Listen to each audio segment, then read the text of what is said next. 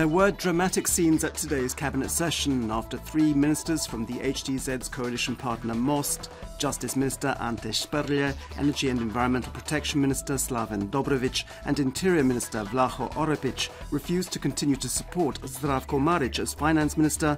Prime Minister and HTZ leader Andrej Plenković instructed his staff to prepare the documentation for their resignations. The opposition SDP had requested Marić's dismissal over conflict of interest allegations, which the government rejected today, although a parliamentary debate on the issue should be held next week. Reacting to Plenković's decision to dismiss three MOST ministers in his government, member of the SDP's presidency, Siniša Hajdaš-Dončić, told the press today that the government was not functioning and that he expected the Prime Minister to now call early parliamentary elections. In the meantime, MOST's leader and parliamentary speaker Božo Petrov has given a statement to the press in which he defended the results of the three ministers from his party and their decision not to continue to support Zdravko Marić as finance minister. He emphasised that MOST's ministers had not voted against the government, but against one individual, and that it was up to Prime Minister Plenković to now decide if he wanted to bring down the coalition government. Following Božo Petrov's statement to the press, Prime Minister Andrej Plenković held a special press conference in which he said that his political mission since June of last year, when he became Prime Minister, had been to lead a stable and efficient government. He said that he had maintained regular and very correct communication with each of his ministers, regardless of which political party they came from. He said that he'd expected all of his ministers to stand in support of the finance minister, but this hadn't happened, and those three ministers who hadn't supported Zdravko Marić could no longer continue to be members of his government. Also at today's cabinet session, the government adopted the National Reform Programme for this year and the Convergence Programme for the period between 2017 and the year 2020, which should be sent to the European Commission by the end of the month.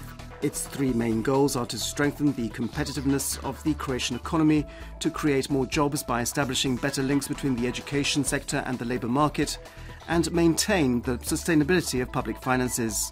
Prime Minister Andrej Plenković commented that this document was the result of many consultations, setting out the framework for realistically achievable goals, and once adopted would provide the blueprint for structural reforms. The search continues for the four people who are still missing following Wednesday night's collision between a speedboat from the Dubrovnik Port Authority and a dinghy carrying 9 people. The bodies of 3 people have been found and there were 2 survivors, one of whom is seriously injured. New search and rescue teams have been engaged and both sides of the Kolochep Channel where the accident took place are being searched. An investigation into the causes of the accident is ongoing. Sport, and the 30th round of the Croatian Football League was completed yesterday. Hajduk beat Split 5-2 at home last night. Meanwhile, Inter and Cibalja drew 1-1 in Zaprešić and Lokomotiva beat Istra 1-0. With 6 rounds left to play, league leaders Rijeka have 8 points more than second-placed Dinamo. Hajduk are 3rd, while Osijek are 4th. Slaven Belupo are 5th and Lokomotiva 6th. At the bottom of the table are Split and Cibalja. In the Water Polo Champions League, Dubrovnik's Jug lost to the Hungarian team Eger yesterday. The score was 5-6. This means that the Dubrovnik side have secured 3rd place in Group B and will play the 2nd-placed team in Group A, Olympiakos of Greece, when the playoff tournament is held at the end of May in Budapest. This afternoon's forecast calls for changeable weather with variable cloud cover. Southern and eastern regions should remain mainly dry, but the west of the country will see heavy downpours and thunderstorms are expected. There'll be a strong to gale force southeasterly Yugo wind on the coast. Highest daily temperatures will be between 15 and 20 degrees Celsius, up to 25 degrees in eastern Croatia. It'll be even cloudier and rainier in most inland regions during Friday. During the afternoon, skies should partly clear from the west, but there could still be a little rain on Saturday, especially in the east of the country. A northerly and northeasterly wind will bring fresher temperatures, and there is a chance of some light frost at higher elevations.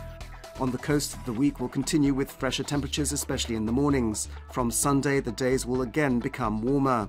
On Friday, there will be heavier downpours and thunderstorms in places, to be followed by more stable weather.